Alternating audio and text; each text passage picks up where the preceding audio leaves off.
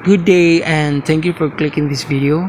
So this short video we're going to answer some questions na possible na lumabas sa mga college entrance examination or like civil like SASE, UPCAT, and maybe civil service examination too. So on the count of 5, I want you to answer this question and we're going to discuss why is the answer is that. So over time, we blank more and more green living spaces.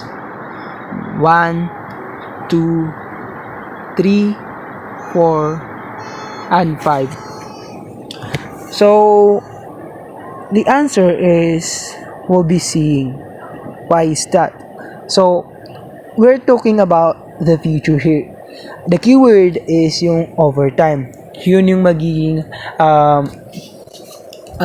palatandaan natin or sign that we are talking about something that will happen in the future. So overtime plus predicting the future. So we're talking about something that will going to happen in the future.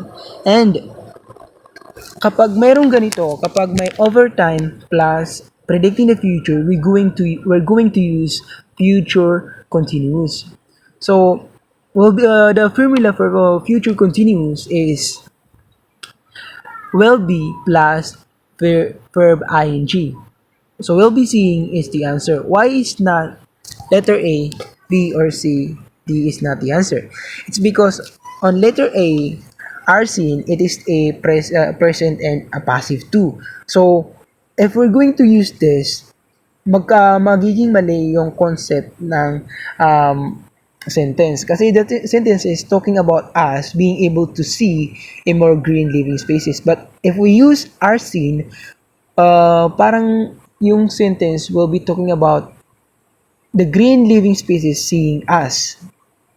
So, kumbaga, it goes the other way around. So, that's not the concept of the sentence. And must seen and must be seen is, the word must is forced. We are forced to see something. But, we're not sure yet kung ano ba yung kung mangyayari ba talaga yun sa future. We're just predicting the future. So, we can't use must in this one. And, we're seeing naman is, it is in the past too.